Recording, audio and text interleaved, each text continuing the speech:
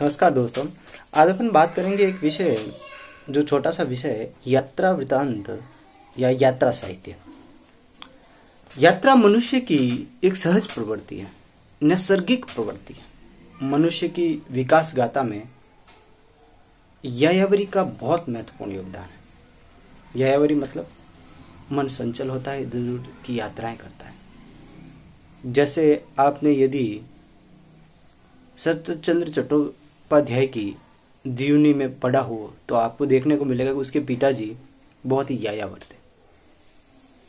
जब कोई साहित्यिक मनोवर्ती वाला व्यक्ति अपनी की हुई यात्रा का वर्णन, साहित्यिक मनोवर्ती का व्यक्ति की हुई यात्रा का वर्णन मुक्त अभिव्यक्ति के साथ शब्दबद्ध करता है तो उसे यात्रावर्तक कहा जाता है। यानी कि साहित्यिक मनोवर्ती का व्यक्ति यात्रा का वर्णन मुक्त अभिव्यक्ति के साथ शब्दबद्ध करता है तो वह यात्रावर्त कहलाता है। यात्रावर्त में लेखक जिन दृश्यों का वर्णन करता है उसके साथ वह स्वयं भी रागात्मक संबंध स्थापित कर देता है। ये यात्रा का वर्णन इतना प्रभावशाली बन जाता है कि पाठक भी लेखक के साथ यात्रा का काल्पनिक आनंद लेने लगता है। यात्रा का वर्णन इतना प्रभावशाली ढंग से होता है कि लेखक के साथ यात्रा का काल्पनिक आनंद लेता है पाठक। ऐसा लगता है कि वह भी यात्रा कर रहा है। तो इस प्रकार साहित्यिक मनोवर्ती वाले व्यक्ति द्वारा की गई यात्रा का उसमें घुसकर ऐसा शब्दबद्ध वर्णन करना कि व्यक्ति उसमें ऐसा महसूस करे कि वह भी उस स्थान की यात्रा कर रहा है, तो वह एक यात्रा वर्त है या यात्रा साहित्य। हिंदी के सर्वप्रथम यात्रा वृतांत लेखक भारतेंदु युग से भारतेंदु हरिश्चंद्र हैं। यानी कि हिंदी का सर्वप्रथम यात्रावर्त लेखक भारतेंदु हरिश्चंद्र हैं और यात्रावर्त विद्या का प्रवर्तन भारतेंदु युग है।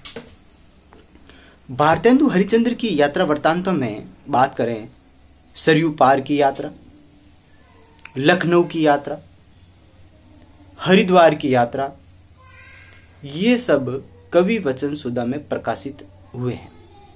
सरयू की यात्रा, लखनऊ की यात्रा और हरिद्वार की यात्रा, ये भारतेंदु जी के यात्रा वृत्तांत हैं। इनके यात्रा वृत्तांत में भाषा व्यंग्य शैली रोचक और सजीव दिखाई देती है। इसके बाद बालकृष्ण भट्ट, इनकी यात्रा वृत्तांत में गया की यात्रा, हिंदी प्रदीप पत्रिका में प्रताप नारायण मिश्र की विलायती यात्रा, ये भी हिंदी प्रदीप पत्रिका में, श्रीमती हरदेवी का लंदन यात्रा, भगवान दास वर्मा का लंदन का यात्री तुलनात्मक शैली में लिखित यात्रा वृत्तांत है। स्वामी मंगलानंद का मॉरिशस यात्रा, स्वामी मंगलानंद का मॉरिशस यात्रा भी एक अच्छा यात्रा वृत्तांत देखने को मिलता है। उमा नेहरू का युद्ध क्षेत्र की शहर, गृहलक्ष्मी पत्रिका में ये छपा था।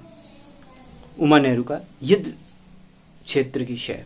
लोशन प्रसाद पांडे की हमारी यात्रा, जो इंदु पत्रिका में, गोपाल राम गहमरी का लंका यात्रा का वर्णन,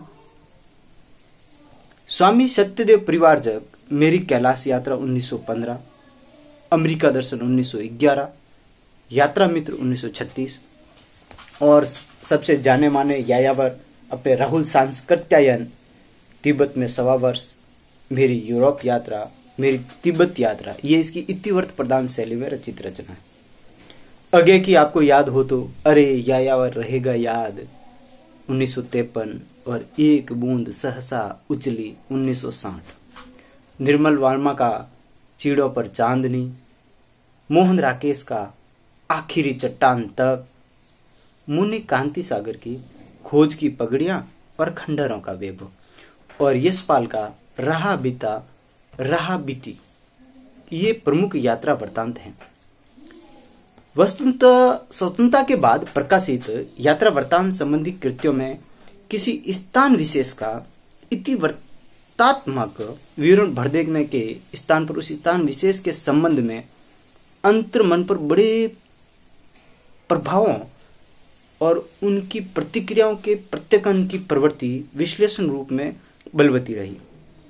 अर्थात लेखक ने स्वयं को उसमें यात्रा में इस प्रकार से घुसा दिया, इस प्रकार से उसको जोड़ दिया कि लेखक पाठक व स्थान से ऐसा निमित करवाते हैं कि वे स्वयं उस स्थान की यात्रा कर रहे हैं।